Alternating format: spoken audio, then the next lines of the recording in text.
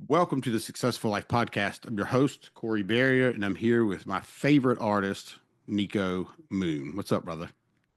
Hey, brother, how you doing, man? It's so great to be here.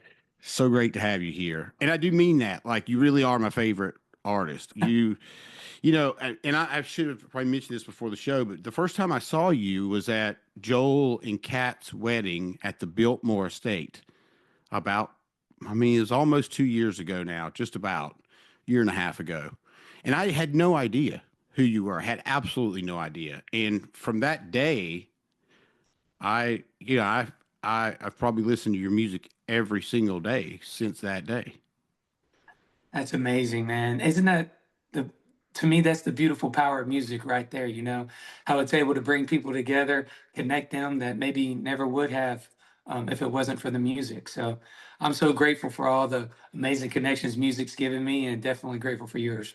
Yeah. Well, and I think too, being in your presence is different than than a lot of people. Like your your smile is just ridiculous, and like you can feel, you can feel somebody's energy.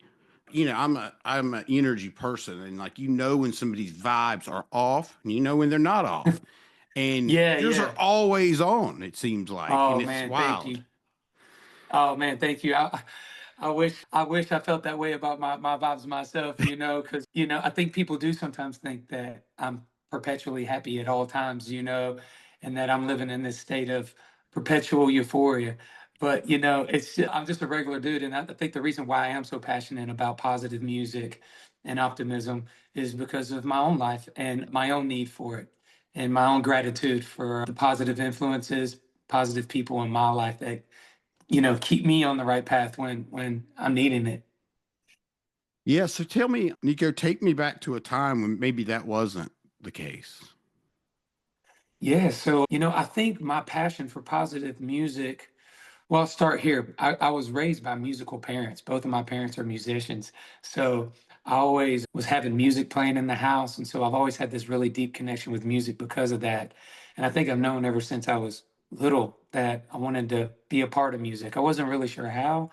I didn't know it was to be an artist, but as a musician, as a producer, as a music video director, I didn't know. I just wanted to be a part of music any way I could because when I was around it, I just felt love and I felt the magical quality that music brings. It's to me one of the few things or one of the few things that bring us close to magic, you might say. I still don't really understand how music works on an emotional level, but I'm really grateful it does. And, growing up as a kid, both of my parents were just regular, working class people. My dad was a truck driver pretty much my whole life. And then he would play gigs at night playing drums and different like bands. His main band that he was in, I love the name of this band, but they were called the Whole Damn Band.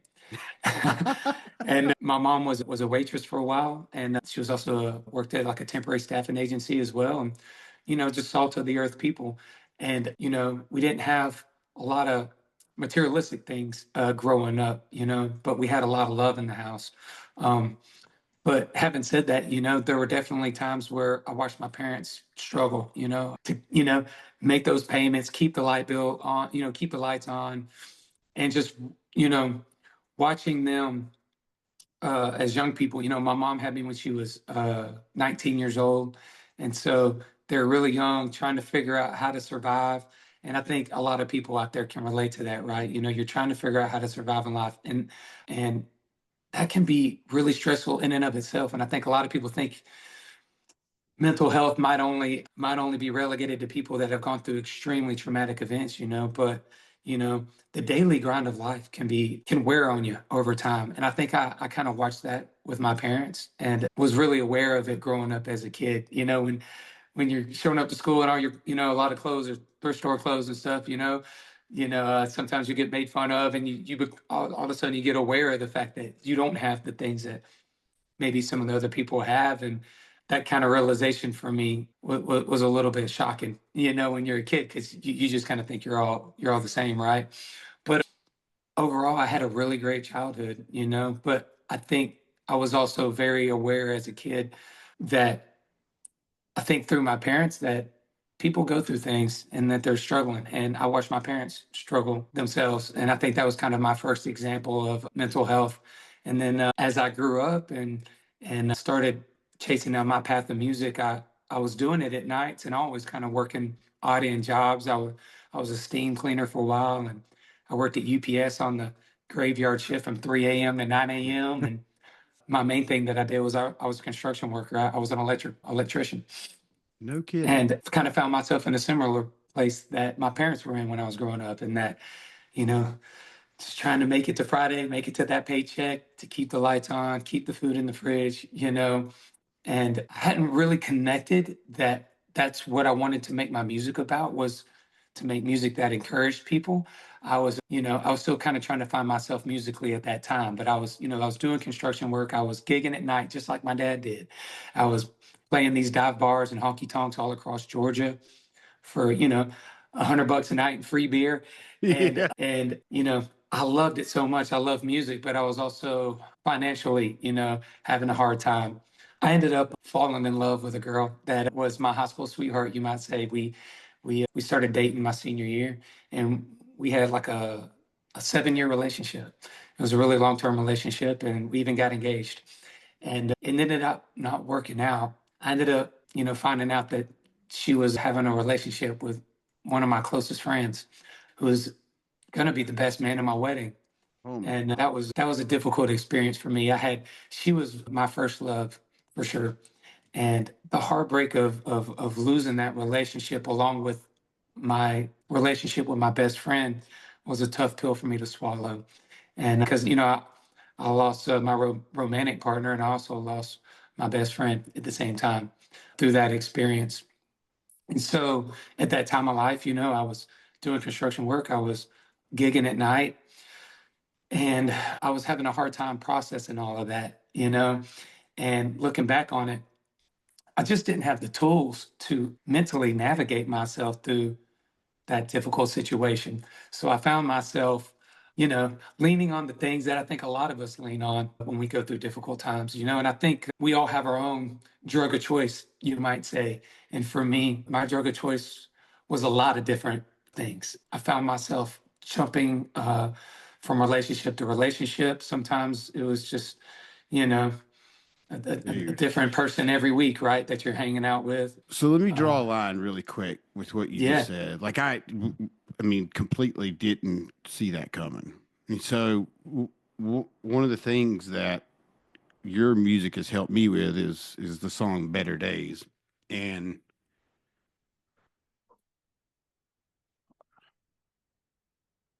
um, so about a year ago, um, my 10-year relationship ended,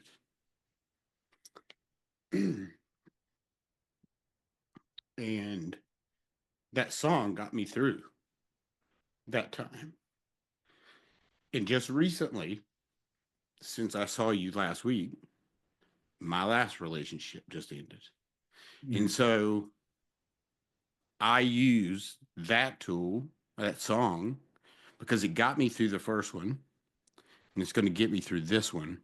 The other thing that I use is books. The Power of Mm. Now by Eckhart Tolle is, if you could stay present in the moment, we don't have anything outside of presence. Tomorrow's not here, yesterday's gone. And I think a lot of times I get caught up in forgetting that, thinking about what I need to do next or what I need to I do do. too. And I missed the moment. And so, Yeah. um, so thank you for that. Man, I'm sorry that you're going through that time now, right now. And I'm here for you. And not just in through the music. Yeah, losing a really close relationship is a very difficult thing. And I think we can relate in this, right? In that, I don't know about you, but when I was going through that situation, I felt really lonely, you know? And the interesting thing about going through something that difficult is when you talk to someone else who's also gone through it, you don't feel lonely anymore, because you feel this connection that someone else knows what this feels like. And I think it's something that most everybody knows what it feels like, right? We have this in common as human beings, the feeling of loneliness and loss.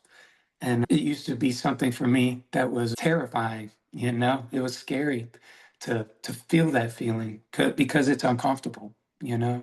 And it took me a long time to embrace the thought and the fact that life is uncomfortable at times, and that, you know, everyone feels lonely from time to time, and that it's not an emotion to run from, that it's another emotion on the kaleidoscope wheel of emotions that we have as human beings, right there with love and connection.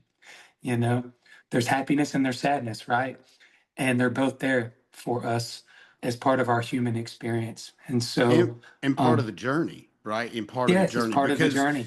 this is, there's a lot of, I feel, a ton of pain, just even in this moment, bringing that up. But what I do know is this, and I'd be willing to bet you've probably had the same experience. Um, I know what I'm going through right now is 100% going to make me better for the next relationship, make me a better Yes, man, make me a better whatever. As long as I 100%. learn from this, I mean, growth is painful, Yes. right? Growth's never easy. It's always hard, right? Yeah. It's always hard. And the biggest growths that I've seen in my life have come through those pain, painful experiences in my life, or uncomfortable experiences, right? And so it's interesting how when I look back on that relationship that I had and that whole experience, you know, I think about all of the things that I learned from it. At first, I was very angry and only had, it's like I was just seeing red. And all I could think about was all the ways that I was wronged, all the ways that injustice was done upon me. Just And it took self. me, All you thought yes, about was self. I just thought about myself and was pitying myself and viewing myself as a victim. Yeah. And it took me a really long time, and it took amazing people coming into my life to encourage me and honestly just drop some knowledge on me and help me learn that there's so much more, that there's so much to be gained from this situation than just being in pain if I allow myself to learn and grow from it. And when I allowed myself to do that, I did. I learned so much about myself. I saw a lot of ways in which I could have been, you know, how I could have communicated better in my relationship, and also how I could learn from that situation so that in the future I had a better perspective on what the right person does look like for me. You know, And I you was under use the impression that. that was the right person, right? And Yeah. so I was wrong. And instead of, I think I was really bitter about that for a long time. And then when I let that go and was able to look at it and say, okay, what were the personality characteristics and what were the things, the warning signs that I could have seen, you know, and what can I take from this? And so that not only I'm more clear in what I'm looking for that's going to make the right fit for me, but also how can I also elevate myself and grow as a human being to to be a better person in my next relationship. Because even though, and I know some people might be listening to that and being like, "But you got cheated on, man. How is any of it your fault?" You know, it's never 100% one person or another. You know, and I think when I was first looking at it, I was like, "Well, you did that, and so I'm right and you're wrong, right?" Right. And but there was a lot of things that led to us getting to that place where she was felt like that was the right decision for her to make, you know? And so when I started taking more responsibility for myself and realizing that, man, I have a lot of work to do on myself. And I mean, quite honestly, I don't think, yeah, I wasn't ready to get married at that time. I still need a lot of growing to do. And also, I have the most amazing relationship now with my wife, and I would have never met her.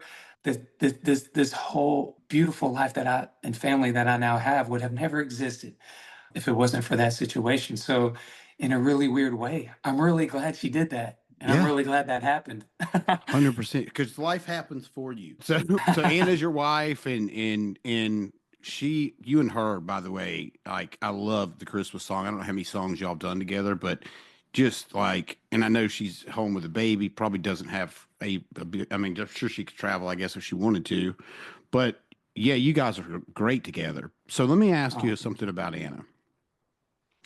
So if and correct me if I'm wrong, but I believe this is the case. So Anna helped you write Better Days.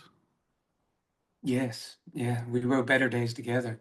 All right. So And tell me, I just need to know like what that, because the song has had such an impact, and I'm just going to go ahead and drop that, part of the reason that I wanted you to come on is because of the Happy Cowboy Foundation. And I want to get into that. So I do encourage people to go check that out because it's a really great foundation. You put a lot of work into it, but I want to know about what how that song came about. What were you thinking about, or what was she thinking about?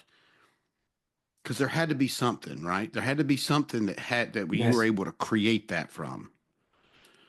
Yeah. I think it partially came from both of our personal experiences in life of difficulty, right? And I don't want to speak on hers because Sure, that's her own personal story to tell, of right? course. But like that one experience, that we're talking about right now, that's one of many difficult experiences that I've gone through in life, and many people um, have far more intense and more difficult experiences than I've had in my life. And that's the interesting thing about life, right? Is and we've talked about it before, but we're all on our own ride in this life, but the absolute guarantees that we all are going to feel those highs and lows during life and the human experience, right? And so for me, wanting to connect to everybody out there through music, and there's so many ways that music is such a powerful thing that you can connect on it in a lot of different ways. And it can music can encourage you to do a lot of things, depending on what the message is. And so I'm really passionate about connecting with everyone through music on the message of encouragement, of optimism, and remembering that nothing lasts forever and that better days are ahead always. And it's kind of like what we're talking about right now in these moments. Sometimes our brain can deceive us into this narrative that we're going to feel like this forever, but we never do. And when we remember previous difficult times and how hard they were and how they felt like they would never end, but they did, and we get better, right? Yeah. And we both felt so passionately that we needed to write a song, not only that we could, donate to the Happy Cowboy Foundation so that it could help raise money, but also encourage people out there if they were in a moment.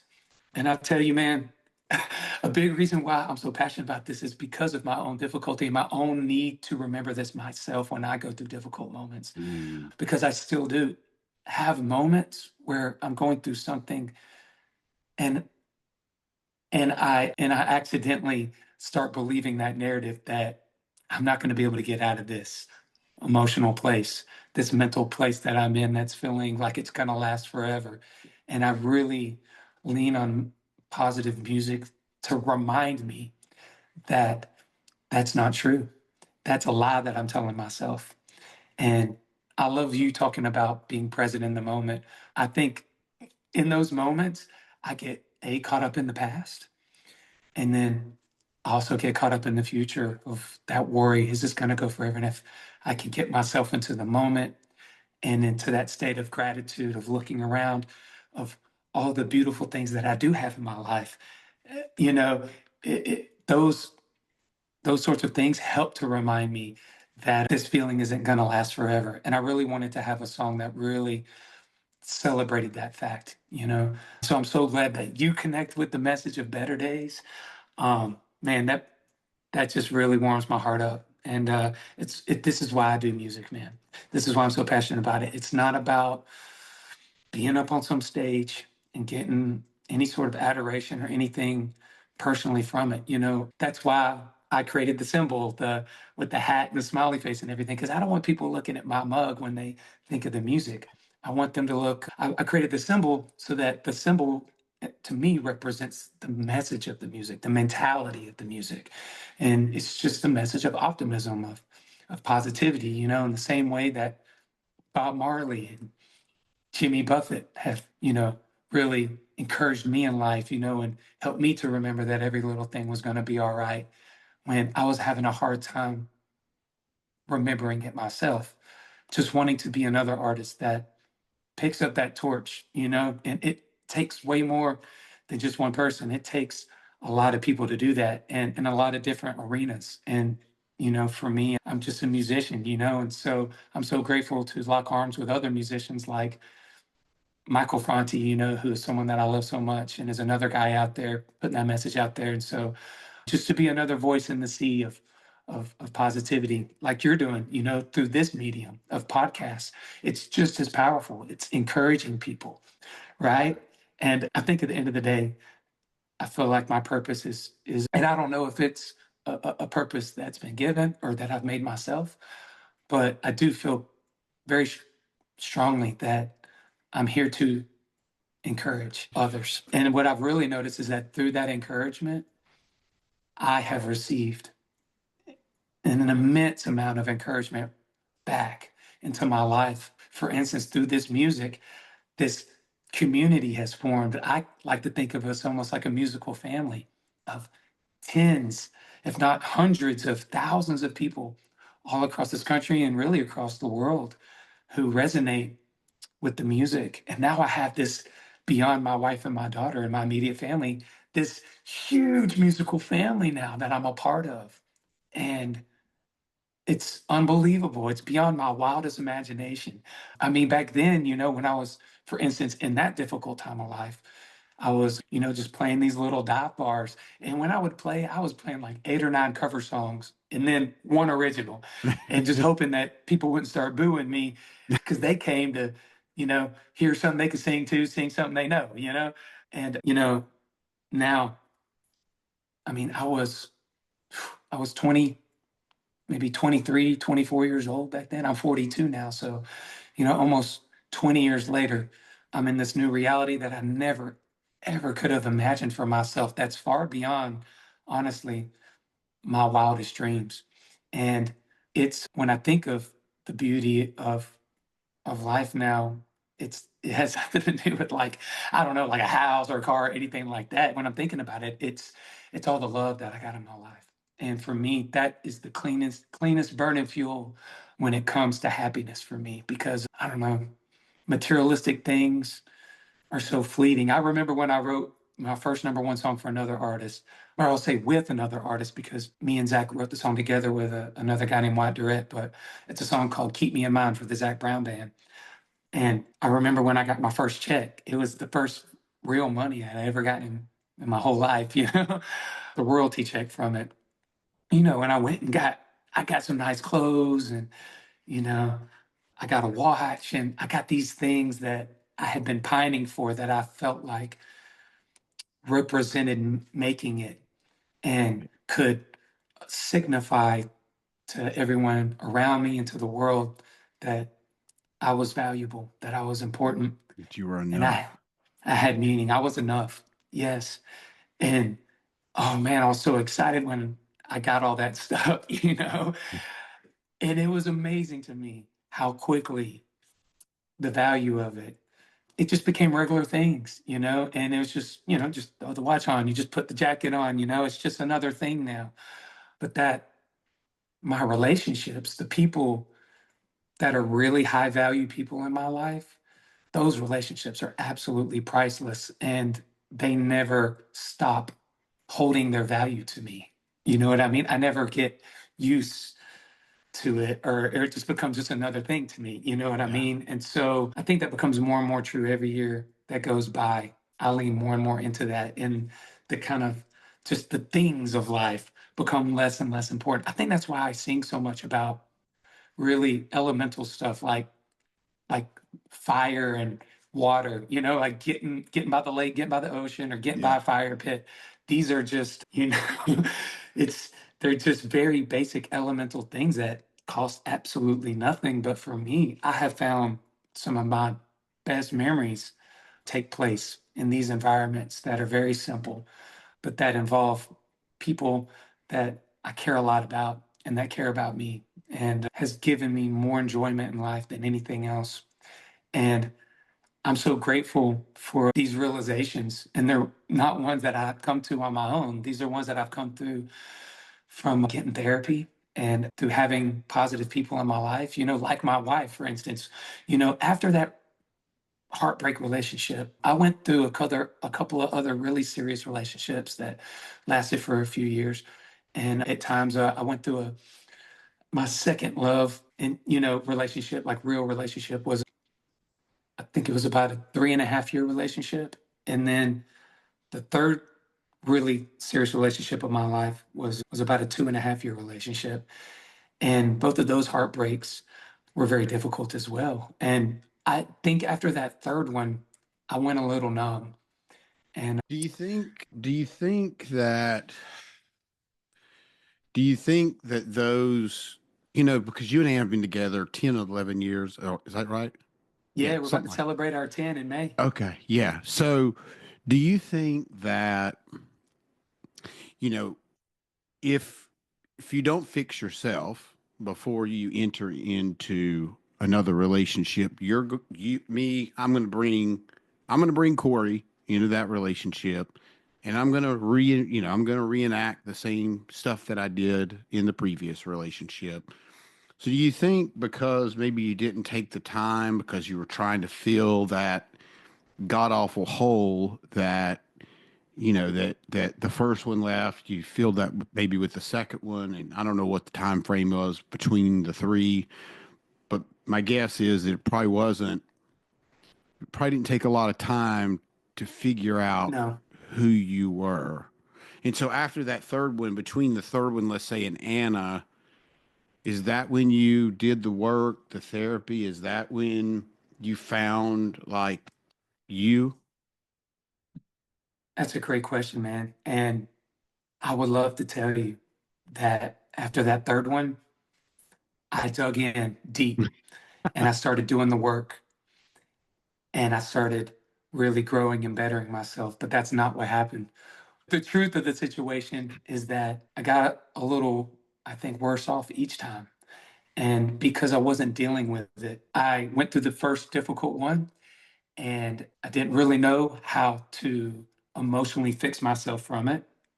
And so I kind of just put it to the side and was focusing on playing the music and writing the songs and pouring myself into that.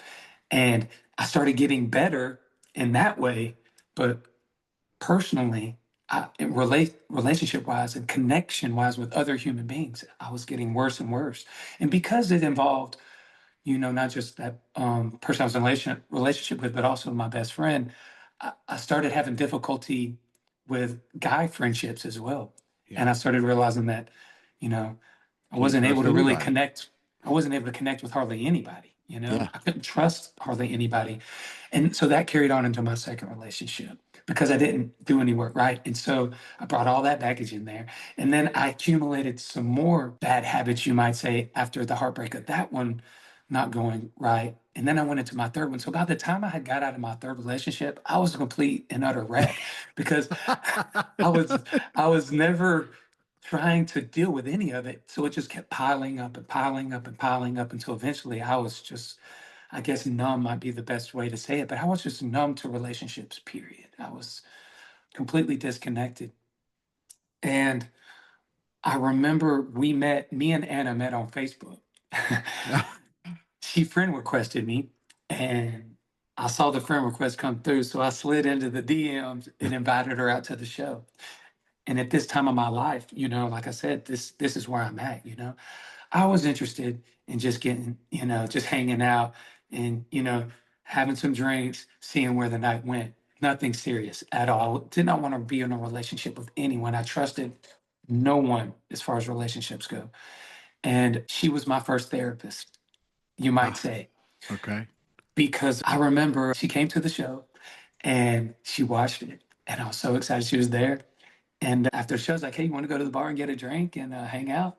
And she was like, nah. And I was like, what? And she was like, listen, I had a good time and I'm really glad you invited me out to the show.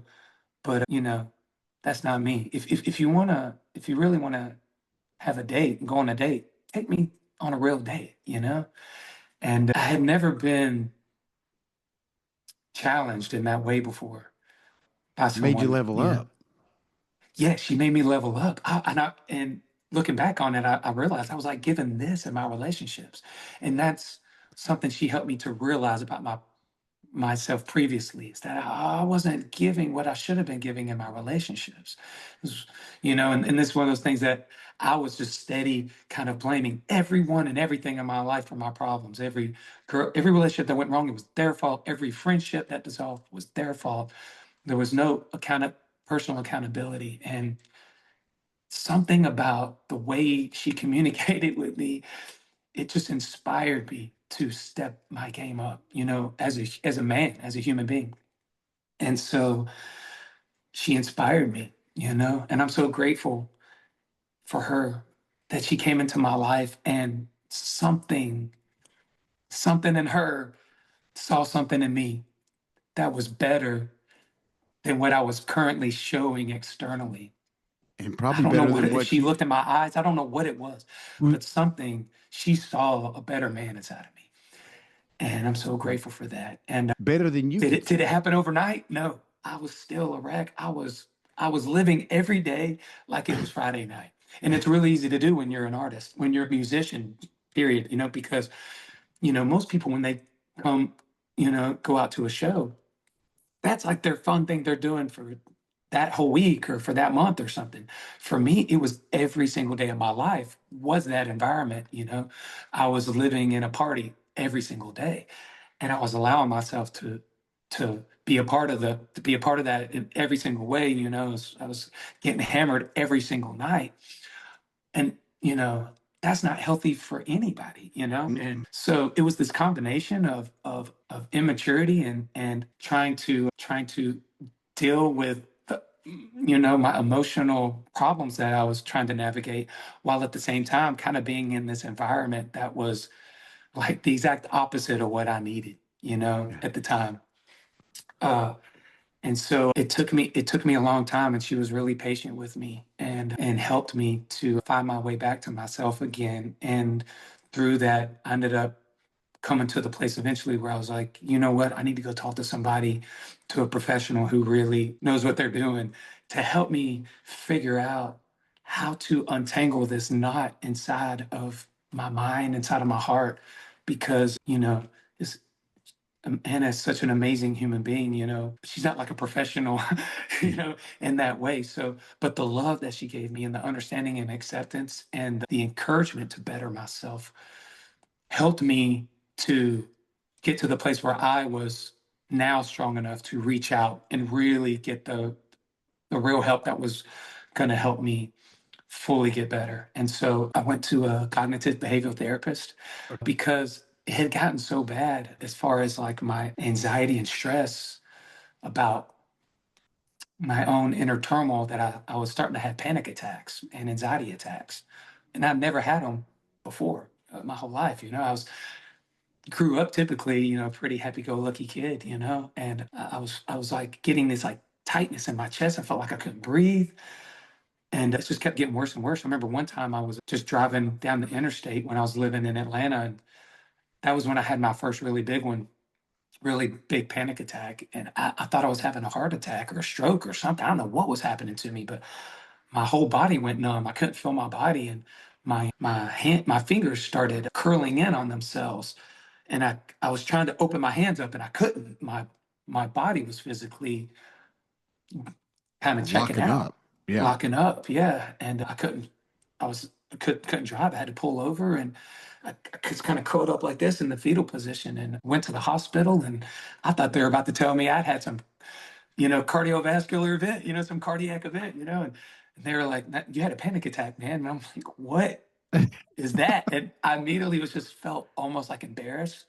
for myself. I was like, there was a little bit of like, like I'm a grown man. What am I doing over here having a, like a mental breakdown. Am I going crazy? What's wrong with me? And Anna encouraged me a lot to go and talk about it. She's like, it's time. It's time to really figure this out. And that's when I knew. I was like, I'm not going to be able to get on. What if this happens when I'm on stage? And I just like my jaw would lock up and I couldn't open my mouth. And I was like, what if this happens when I'm singing? I mean, this could ruin my Everything. dreams for me, my passion in life. And I'm so grateful that she encouraged me to do that. And when I went and started talking and started digging in and started getting down to what was really going on, I started getting a lot better. And I'm really grateful for that. And I can't tell you the impact that it had on me. It was life changing. And it's honestly, that's one of the big reasons why Happy Cowboy Foundation exists, because I got that help. And therapy's expensive, right? It costs a lot. Even if you're doing it online with like a Better Help and all these other like really cool organizations that exist now and platforms that exist now, because back then that wasn't even a thing. But still, it's really expensive, and not everybody can afford it. And I am so grateful for getting that help to untangle that knot in my mind.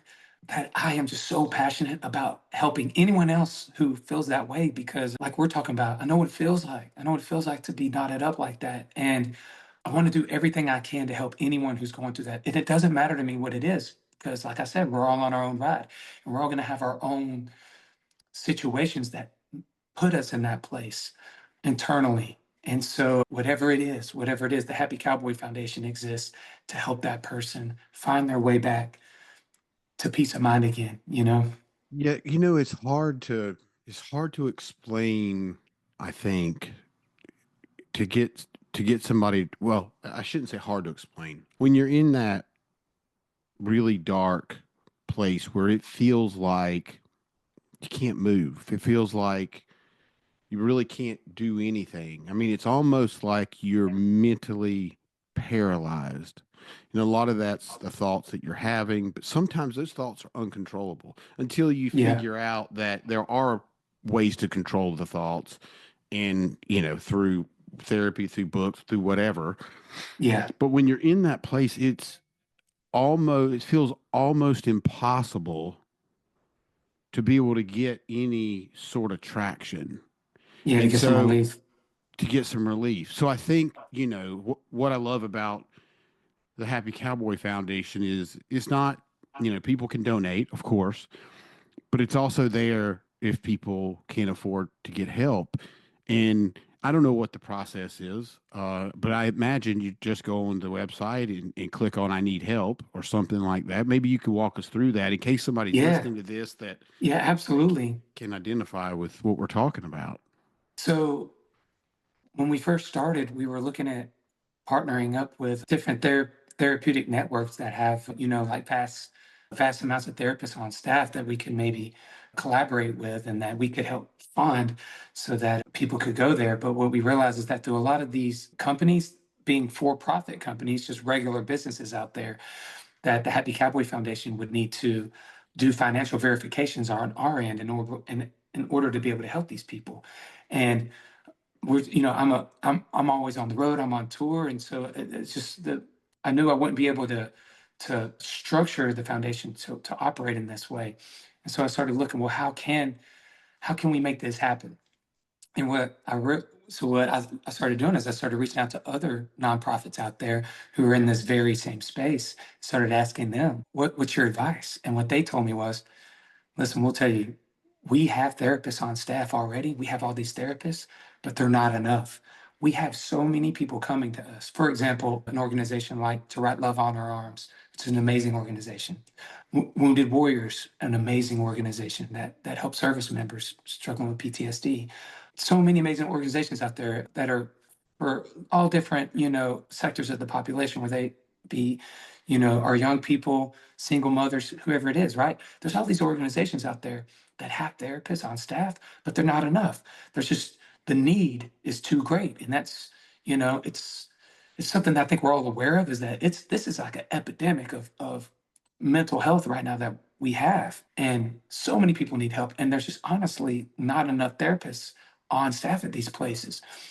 And that's when the light bulb kind of switched on for me on how Happy Cowboy Foundation can be of service is that, okay, there's already all these amazing organizations that are set up that can provide the help that have therapists. They just don't have enough therapists. So what we can do is that we can fund all of these different organizations so that they can hire more therapists, so that they can knock these waiting lists all the way out. Because they were telling me we have waiting lists that are so long, the people already know where to go.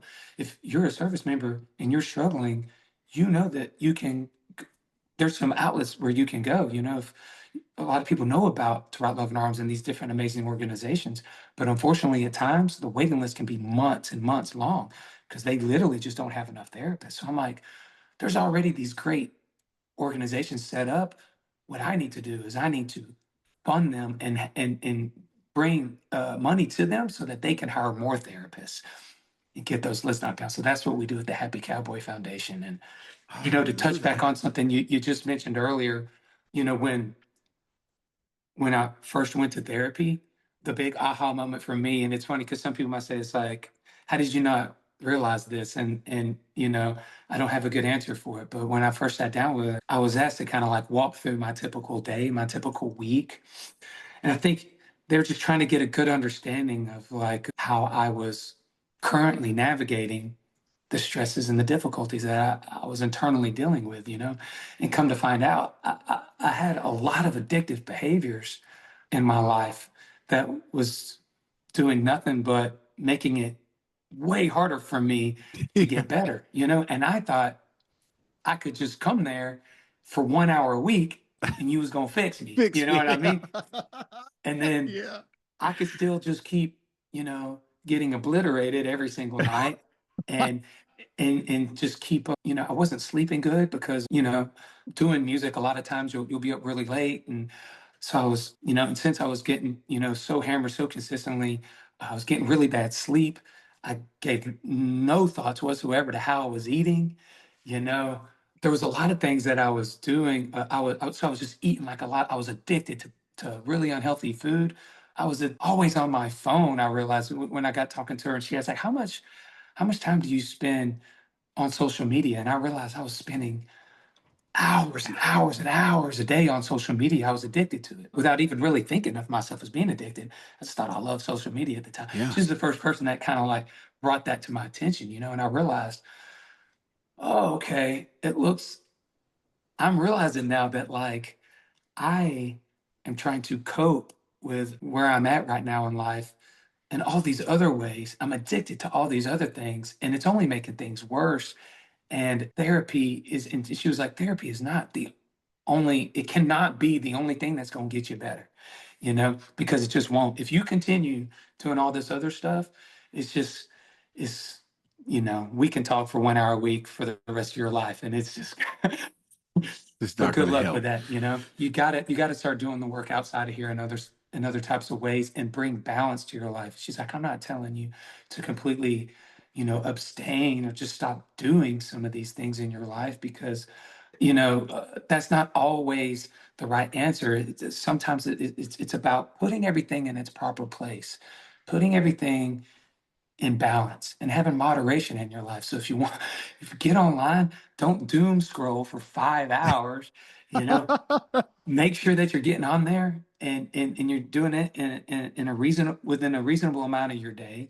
And then while you're on there, make sure that you're following things that, accounts that encourage you, like you said, you love to read, start reading books that are of encouragement, start listening to podcasts that inspire you, start intaking this stuff into you that's making you feel positive, start thinking about how you eat, start trying to eat better. It's amazing that when you feel better from the way you eat, how much that's going to improve your mental health. I didn't even think about it, but I was really dehydrated. I ended up realizing because I never drank water at Right. all. It just wasn't in my mindset. I was just drinking sodas or a beer or something, anything but water, and when I started thinking about drinking water and making, oh man, all of a sudden, like, I started feeling so much better. And it's funny because I recently saw Andrew Huberman podcast where he talks about how when a person is dehydrated, it raises their anxiety and stress hormones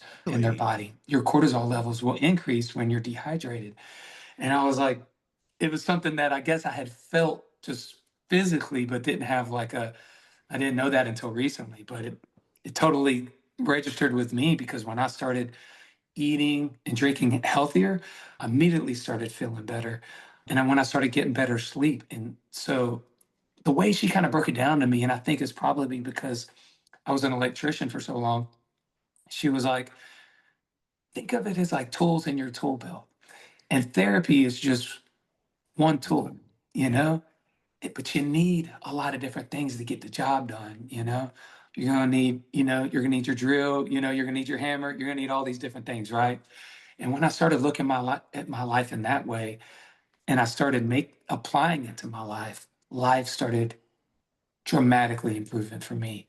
And I became the better life got, the more excited I got about it, and the more driven I got to want to start doing these positive things, the better I started feeling.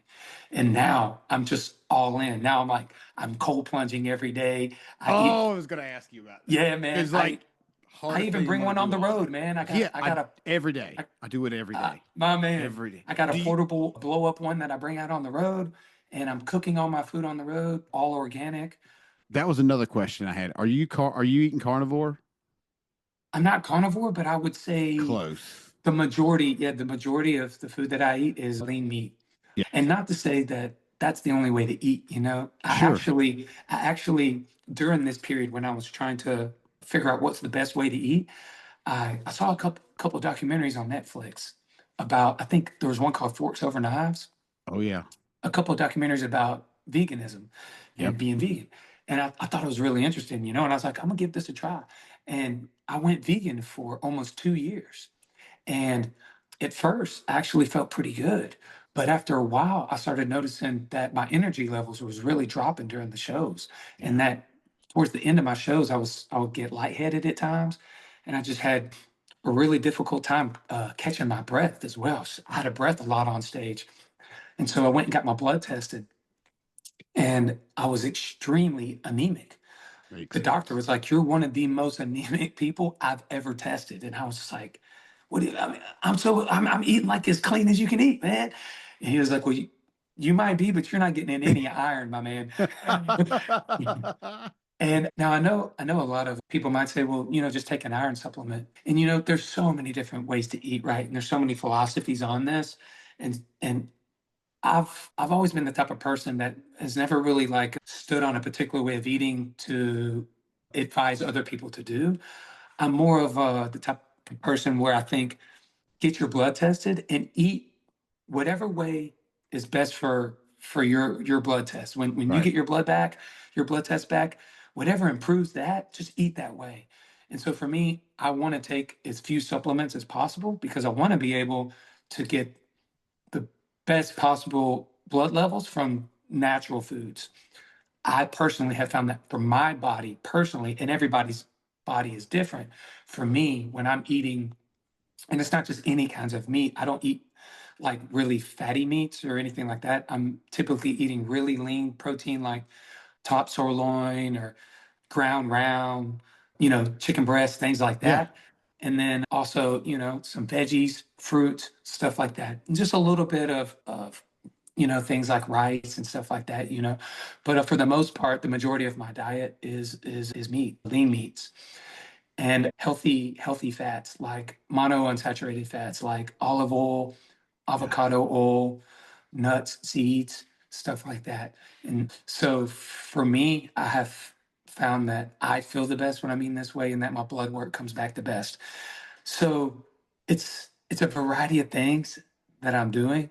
And I tell you what, man, it's funny because people would think, well, oh man, you must never feel any sort of negative feelings or you would never feel uncomfortable. And so not true. I mean, the stresses of life are here for all of us, right? And there are times where I just feel completely overwhelmed and like, my gosh, and I'm just, I'm like, I've got to go hit that cold plunge.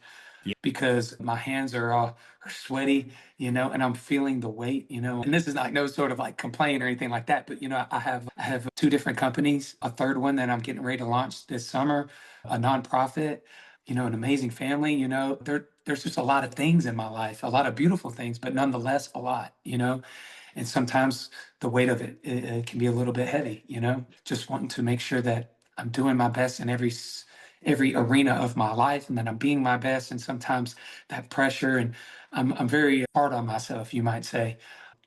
Probably the And worst so critic for of me, anybody. continually proactively doing these things is I don't know what I do without it. I don't think I could possibly honestly have the life that I have and do the things that I'm doing on a daily basis if I wasn't doing all these things.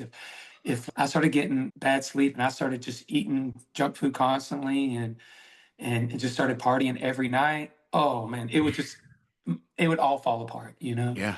Uh, so So I'm curious, so we haven't really talked about this, but you have Happy Himalaya. Is that yeah. somehow connected to you finding out that you were super dehydrated, or is it parallel with that?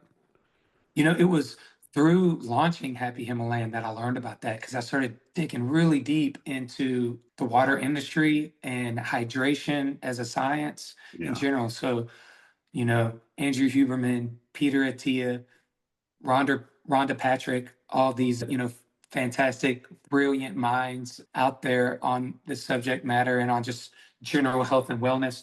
I started immersing myself in through podcasts. And what I do a lot on the road is I have a treadmill. And when it's in the cold months like it is now, I'll put the treadmill up in my green room and I'll throw a podcast on my iPad and I'll just walk while I'm listening to this stuff and just learning. I love to learn, which is funny because in high school, the Same. last thing I wanted to do was learn. Same here, dude. Same here. And now Same it's here. like, it's my drug of choice is knowledge Yeah. now. Yeah. Yeah, it is really strange, right? Well, I have ADHD. I think that had part of it. And it's almost like now that I've found something that I really want to know about, I can't get enough of it. But school Yeah, it's wasn't funny that how way. learning is that way. If you're interested in it, you'll go you'll go to the deepest depths learning about it. And sometimes I wonder if maybe we could implement that more into our educational system. And maybe, of course, there's some things that we just need to know whether we like it or not, right? Right. Right. Math isn't something that I'm like, you know, hyper passionate about, but we need to know these things, right? But I think there can be some sort of a degree of leaning into to what our young people are really interested in and just letting them go down that rabbit hole as far as they want to take it. I'm really fortunate my parents let me go down the musical rabbit hole, right? Whereas I think a lot of times music is almost kind of related sometimes to sports where it can kind of be relegated to the dream world of like that one in a million chance type of thing, and let's be realistic and get that accounting degree first, and Right. that can be your plan B. But I was always as a kid encouraged to follow my passions in music, and I'm really grateful for that. But yeah, It makes it's sense. I've That's completely lost amazing. track. Where are we at? Yeah, I think we were just talking about, I think we were just wrapping up with I asked you about the water and how that had to Oh do, yeah, yeah, what great the question. Great question. So no, it was through launching or wanting to come out with Happy Himalayan that I found that, and I found that recently too, which was really exciting when I did, because like I well, said, it kind of confirmed something that I had felt but didn't have any sort of like scientific support or anything like that. It really came from when I started getting interested in eating better. Like I was talking about wanting to like get the sodas out, stop like the constant every single day drinking and yeah. putting it more into its proper place, into more of a moderative, adult way. And as I started learning more about water and how important it is into not just the way we feel, but into our mental health as well, I also became aware of how toxic it is That's what I was gonna ask. I was gonna and ask you. a lot how toxic our water supply is.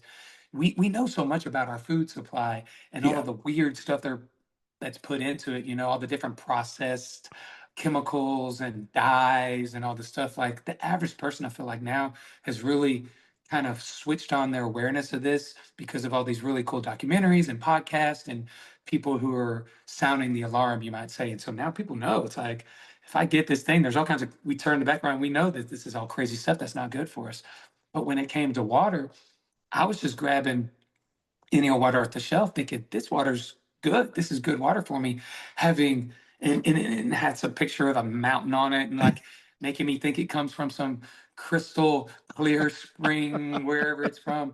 And come to find out, it's tap water from Chicago's municipal facility that's been just sent through some reverse osmosis machine with all these like plastic components that are, putting nanoplastics into the water, and then it's riding around on a truck, all hot, and then I'm drinking it thinking I'm drinking like life's, purest, Right.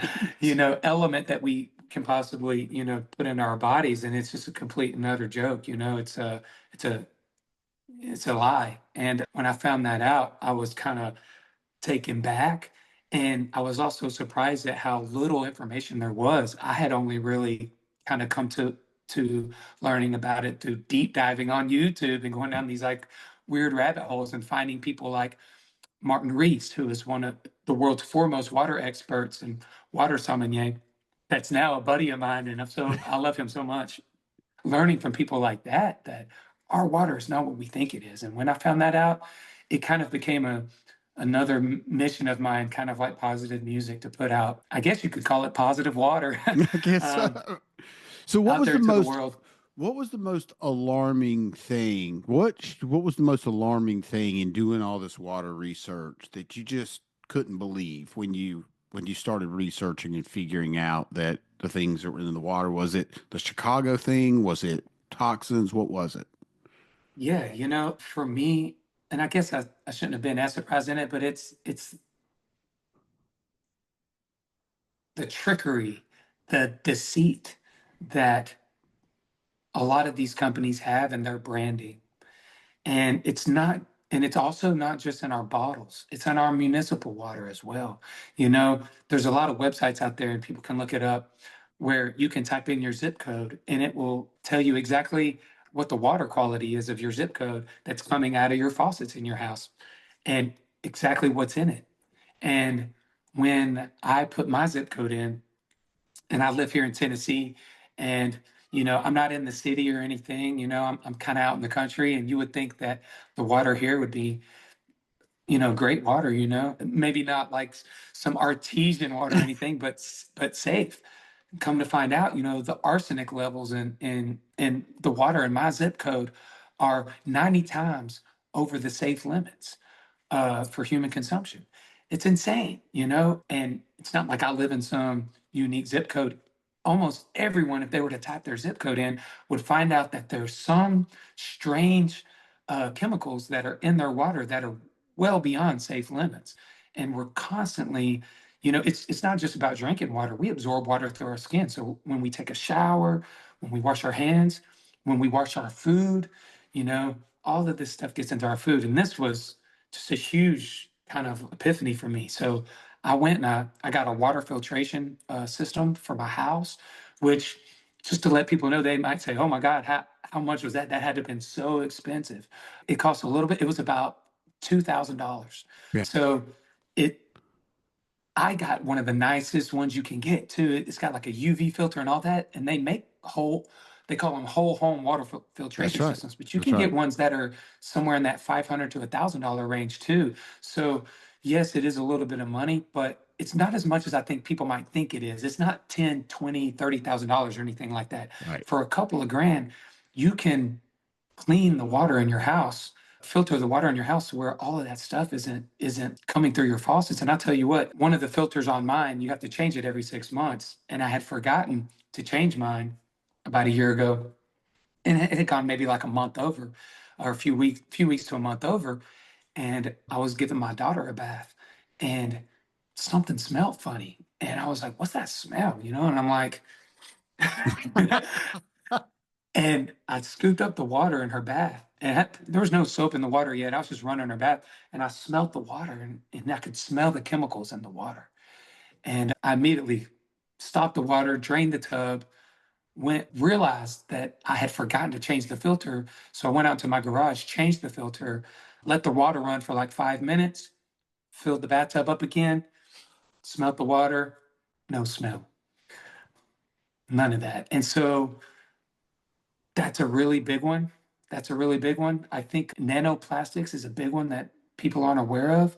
The University of, I can't remember if it was the University of New Mexico or the University of Albuquerque. It's in New Mexico. It's one of those two. Somewhere in Mexico. Or Yeah, all whatever. somewhere in New Mexico. But all your listeners right now, somebody go and do looking into this and find it for me, since the exact university is eluding me. But they've been doing studies on nanoplastics in the human brain, I believe, since around 2016. And they found that currently the average person in America, their brain is 0.5% plastic. Because of the water? It's not just water, it's a lot of things, but Okay. water is a major contributor to this. Now, we're getting it through our food because a lot of our food is packaged in plastic, so it seeps into our food. We're getting it through the environment. I mean, just all of the things that are in the air, we're breathing that in, especially if you're living in more urban areas. This is an issue. I mean, and I don't want to make people feel paranoid or anything like that, because there's no, I would say there's right now, there's no way for us to 100% eliminate this, but there is a lot of things that we can do to minimize it. And when they first did the test, it was, I think back in like 2016, the levels were much, much lower. And so that what they're seeing now from these most recent tests is that the increase of these nanoplastics in our brain, of the plastic in our brain, is increasing dramatically. And if we keep going on at this rate, we're going to be at 1% plastic in our brain in the not too distant future. And that's the thing, the difference between nanoplastics and microplastics is these nanoplastics are able to cross the blood-brain barrier. And once they get into our brain, they're there. It's almost kind of like these, metals, these trace metals that sometimes can cross our blood-brain barrier and get stuck. It's a really important issue that people need to be aware about, but it's just not out there as easily as the food industry kind of informative documentaries are out there. So I'm actually working right now on getting up funding to make a documentary so that I can get this information out there to the public. There are a few things out there already, but there just needs to be a whole lot more information so that people are aware of this stuff. I mean, it's crazy. I think one of the big ones too is just the whole fact that we think a lot of our bottled water is coming from these beautiful natural sources, and they're not. For me personally, I drank purified water because I thought purified water meant that it was, and I learned that the last thing we need to be drinking is purified water. And the reason why is that when water is purified, it does take out all of those toxic chemicals that can be in the water, but what it takes out the bad, but it takes out the good with it too. So it takes out all of the trace minerals that we need in the water for our bodies to properly absorb the water. Minerals like sodium, magnesium, calcium, potassium. This is naturally found in our water. When water falls from the sky, it's purified. It's pure water. But when it hits the ground, those minerals in the earth, the water absorbs those minerals, or I'm Makes not a sense. scientist, so I'm not Right. the proper word here, but those minerals get infused into the water. That's natural water. That's the water we have been drinking for all of humanity, is natural water. No one's ever drank purified water throughout all of human history, right? We've been drinking real natural water. When we started this whole purified water thing, I totally bought into the marketing of it. You know what I Right. mean? Because I'm like, oh man, it's purified, but our body is not recognizing it the same way that it does natural water. So we need to be taking in natural water.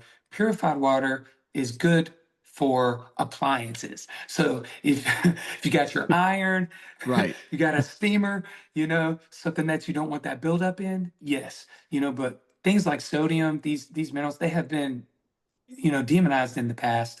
Um, And I think a lot of people are becoming aware now that no, we need things like sodium in our water to properly hydrate. That's why Happy Himalayan is infused with pink Himalayan salt and all these trace minerals. Pink Himalayan salt has 84 different trace minerals in it. So people Oh, are starting to realize now that that's so important. So what they do is they purify the water, and then if you look on, I'm not going to name names because yeah. I'm not trying to be that bad guy. But at the end of the day, a lot of brands that are sold in these stores, look at the bottle of water, y'all, and when you see purified and then it says like with added electrolytes for taste, your typical natural water, it's called TDS, total dissolved solids. It's the what that measurement is the measurement of minerals, of trace minerals that are in the water. Natural waters, typically, you're going to see it anywhere from 100 to 200 TDS. Sometimes when you got really mineral rich water, it can even get up into the thousands, like 1, 2, 3,000 TDS. A lot of these purified water companies, they're taking municipal water, they're taking tap water, they're purifying it through reverse osmosis. These reverse osmosis machines have a lot of plastic components, and they're pushing that water through these plastic components that are introducing these nanoplastics into the water. And then they're adding in minerals, okay, but they're big plastic bags of processed minerals. They're not natural minerals, there's a big difference between natural sea salt and big old packaged processed salt, right? So they're adding these minerals back in, but what they're not telling us is that they're adding them in at very minuscule levels. So natural water may have 200 TDS. These purified waters sometimes are only like at 10 TDS instead of 100. So literally a tenth or a 20th of the levels of minerals are in that water. So it's Is it's this really just branding. It's really just so that they're putting it on there with added minerals just so that they can say that. But it's all about maximum profit, right? They're just putting in enough to where they can legally get away with saying that they've added minerals into it. So as we know, it's a tricky world we live in. There's a lot of deception going on here. We all need to be very vigilant with our food and our water that we take in. I'm not telling people to go out and get Happy Himalayan. What I'm saying is get natural water, any source of natural water. Happy Himalayan is artesian water, which means that it's underground, encased beneath really thick and permeable rock so that toxins can't get to it. But there's a lot of other great natural water sources out there, like spring water. So there's tons of companies out there that have amazing quality water, whether it's artesian or spring, but just make sure that you're getting your water natural. Natural water is what you want to have, y'all. yeah. Dude, that's the last thing I really thought we were going to get into is that deep of a conversation about water. But I'm pretty blown away. I didn't really know all that. I knew that water had a bunch of stuff in it that you don't really want to put in your body.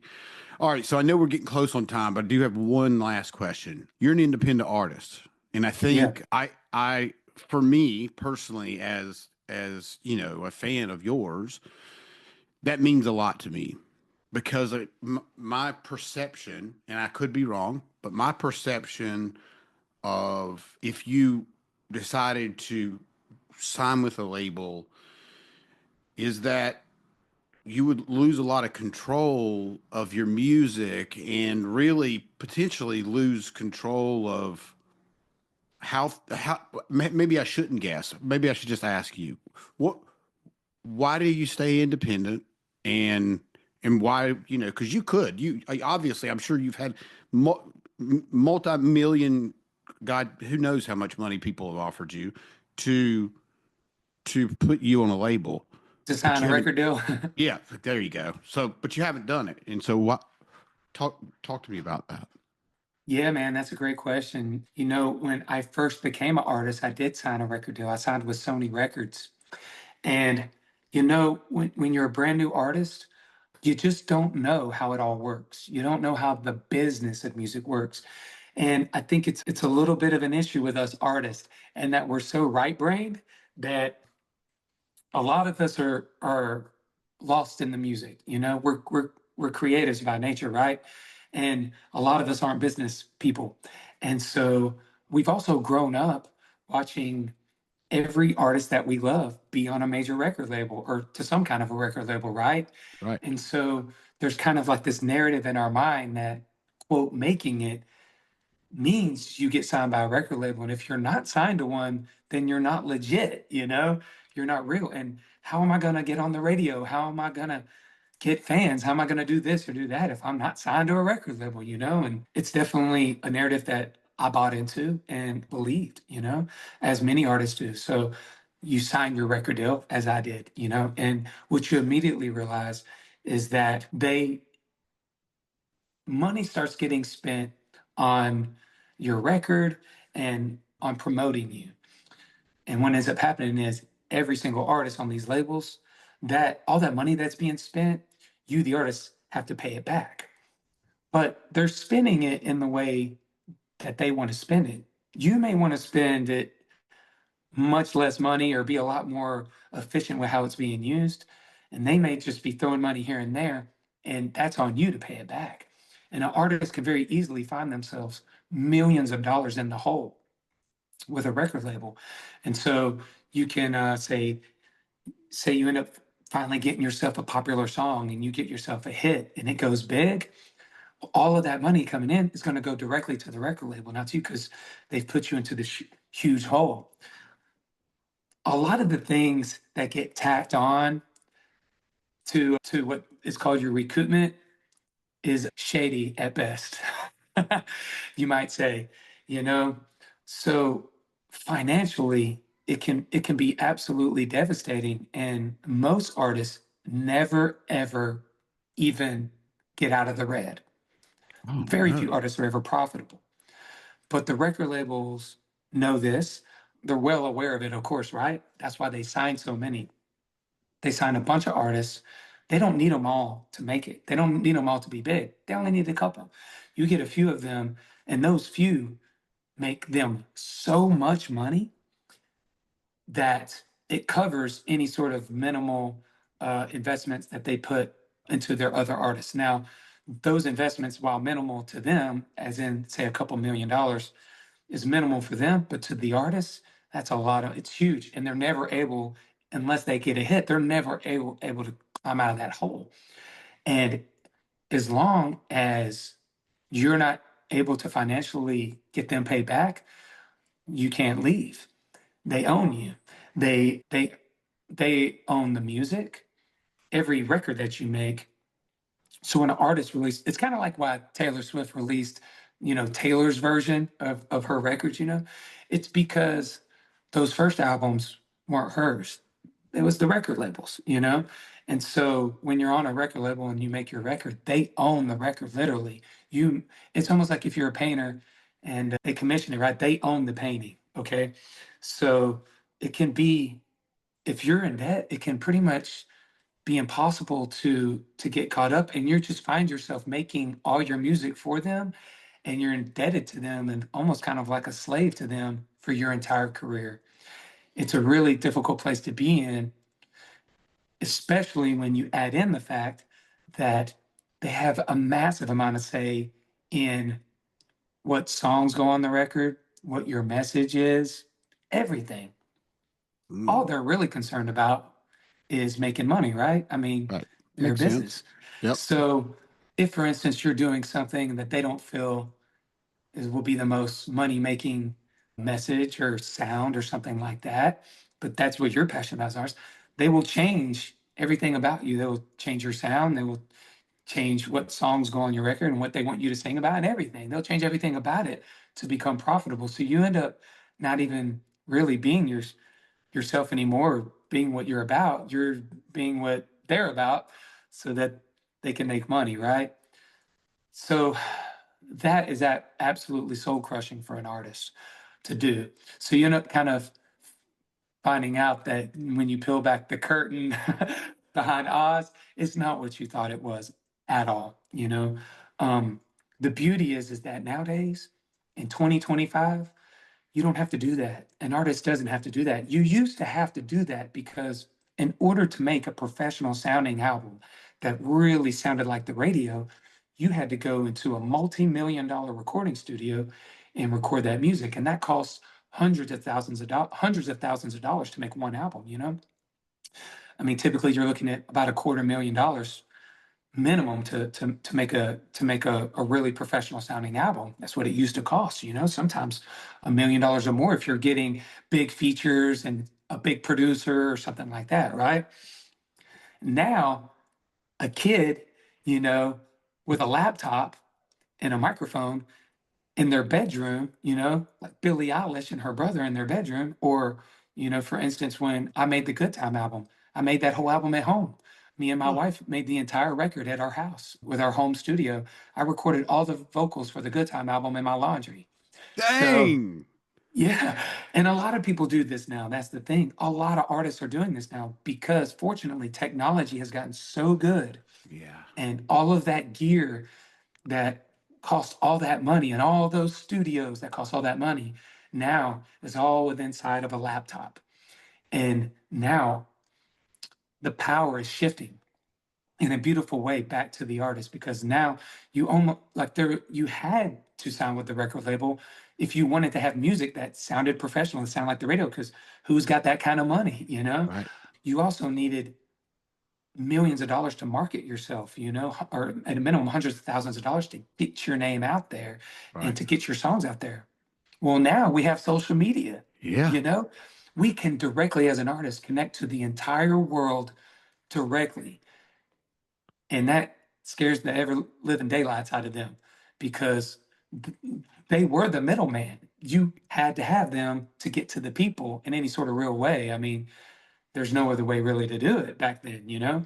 But now you can make your record yourself for way less money. You know, you can take a few $1,000s, get you a laptop, get you a little interface and a microphone. I record all of my music. All my number, you know, Good Time went is triple platinum was recorded on a $300 microphone. Okay. So you don't you don't need all this crazy fancy equipment anymore because the software is so good. You're as long as you're willing to do the work and learn it. Now, I learned how to produce on YouTube. That's the other beautiful thing is that, you know, you had to go in, you used to have to go into the studio if you wanted to learn how to be a producer and get on all this crazy equipment or hire some very expensive producer. Now you can produce yourself if you're willing to take the time to learn. Now, does it take years? Yes, everything takes a long time to get good at, right? Sure. But if you're passionate enough, you can go down the YouTube rabbit hole. You can learn how to produce your own music. You can learn how to play guitar on YouTube for free. Everything is at our fingertips for free now, right? And then you can make your own music at home by yourself or with your friends or whoever, right? And you can release it independently. You can put it up on Spotify, Apple Music, all of that on your own, or you can work with these really cool independent companies that will help you get it up on all these platforms and take a very, very small percentage, nothing like what a record label will do. Right. And you can go on social media and you can promote the music now. You can do everything without them. They're not needed anymore, you know? And it's something that more and more artists every single day are clicking onto and realizing, and that this whole lie that you need a record label is being debunked constantly now with all these independent artists that are very successful on their own. I mean, I'm riding around. I mean, I have an amazing crew of guys, you know, a full tour bus of guys, and we travel all around the world and we put on these really amazing concerts and we are completely self-funded. And I'm not some unique anomaly.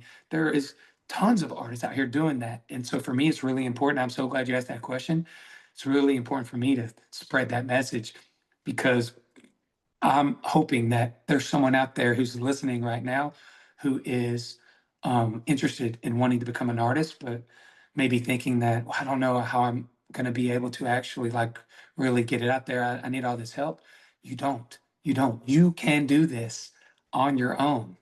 And the funny thing is now when artists are blowing up, now like an artist will be on TikTok and their song will just go viral and now they're huge.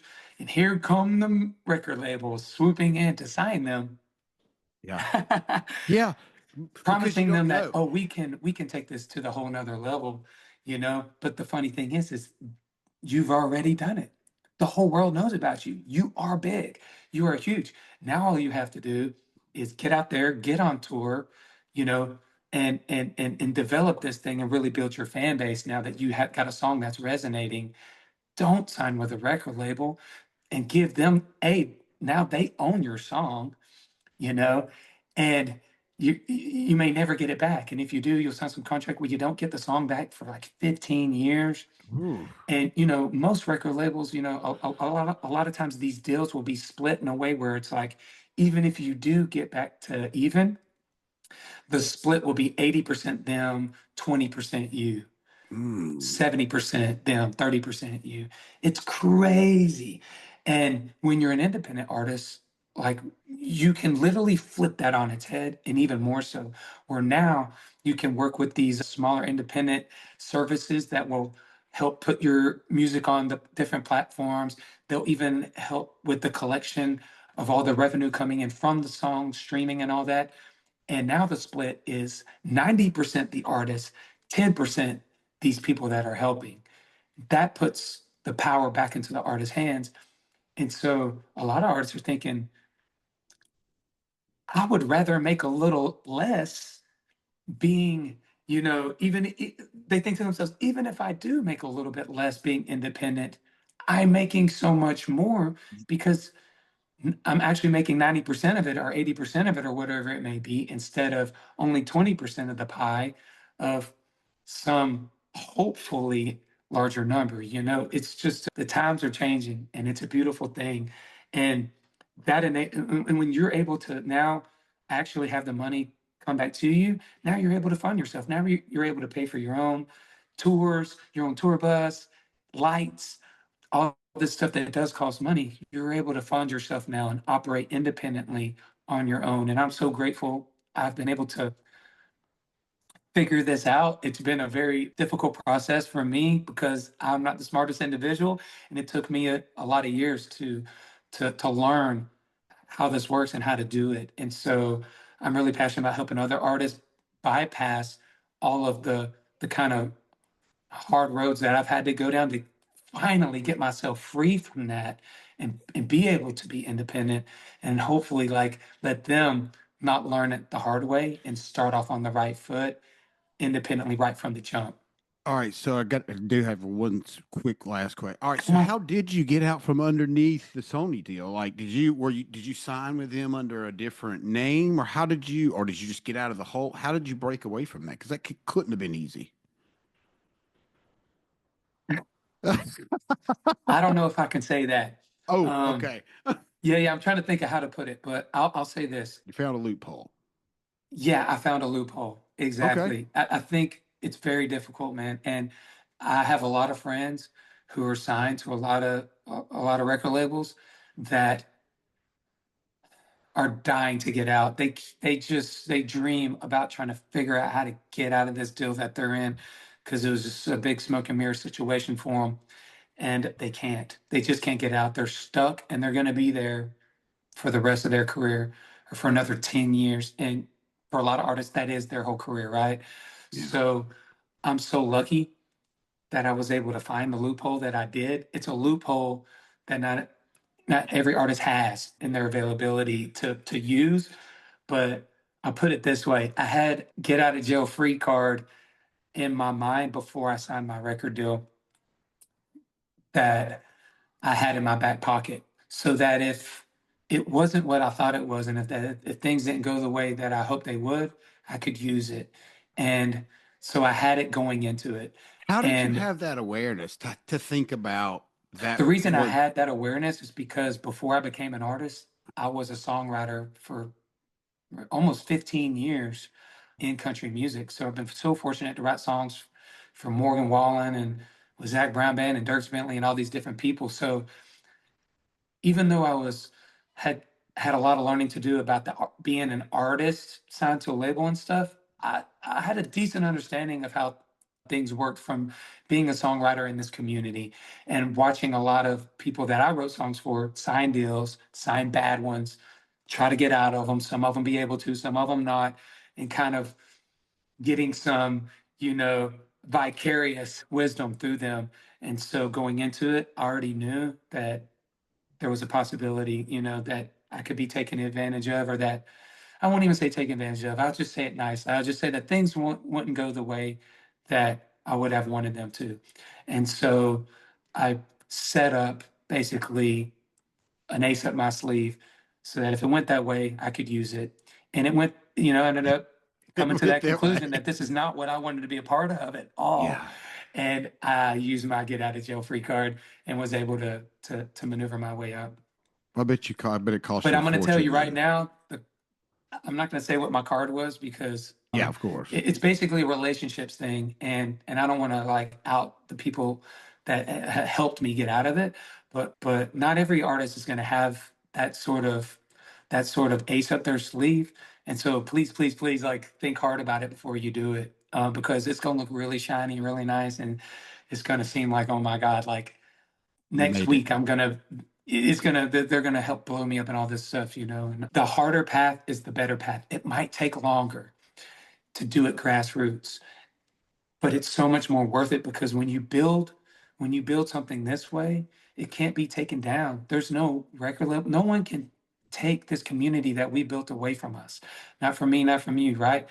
We have something real, something that's true, that's built on real music, that has a real message. And no one, no publisher, no booking agency, no record label, no nothing can take that from us. And I'm so grateful for that. And I'm so grateful for the amazing managers and booking agents that I have in my life now and that I'm working with. They're they're all focused on the right things, and they're all good, genuine people. And yeah, I'm just grateful to be in the place that I am now and making the music that I'm passionate about making, which is, very much this one love mentality. Yeah. Amazing. Well, Nico, can you give everybody where they can find the Happy Cowboy Foundation, Himalayan Water, where they can find you, Yeah, social? sure. I'll put all that stuff in the show notes as well. Yeah, if you want to come to a show, just go to nikomoon.com and you can get your tickets there. Make sure you bring your palm shirt with you. I like to wear the palm shirts because, I've always been really inspired by Jimmy Buffett. Yeah. And for me, he's always just taken me to paradise with his music. And I want to do the same thing with the music myself. I also like to think of the show as a vacation, and wearing the palm shirts just helps me be in that mood. It's also why I don't wear boots or shoes or anything during the show. I like to go barefoot because it just gets me into that vacation mindset. For the nonprofit, if anyone is curious about donating or looking at our resources on how to get help and where to go, you can go to happycowboyfoundation.org. And if you're curious about the water and being a part of the what we call the happy humans, which is like our fans of Happy Himalayan, you can go to drinkhh.com. Nice. That's a great website. I don't know how in the world you got that. That's a short website. Like that's Thanks, really man. Well, it cool. used to be Happy Himalayan, but I found out really quick that no one knows how to spell Himalayan, um, including myself sometimes. So I was like, I need a much simpler website name. So I got Drink HH, and it's much better. That's hilarious. All right. Well, hang tight. I'm gonna stop the recording. I'll cut that out. But man, dude, this has been like from my heart to yours, like truly this has been a great conversation, as I knew it Same. would be. And it allowed me to spend, ever how long it's been with you, not thinking about me. Man, I'm there for you, brother. And you got this. You got Yeah. this. I can just tell from our little bit of interacting that you have a lot of resolve in you. You're a very strong individual. I can just feel that from you. And there is a lot of beauty and happiness and love on the way in your life. And just know that even right now, you have a lot of it in your life right now. And there's a lot coming from me your way, bro. So I love you. I appreciate you, my man. I And love you. I I, appreciate I you. I really appreciate that you love that you connect with Better Days, because better days ahead, man. You got this. Life is a beautiful thing. Stay in the moment. Stay in your gratitude, bro. And I can't wait to hang out with you and celebrate life with you again real soon. Yeah, in Asheville, most likely. Yes, let's do it. All right, brother. I appreciate you. You got it, Bubba. All right, All bro. right. See you soon, Thank you. Corey. All right.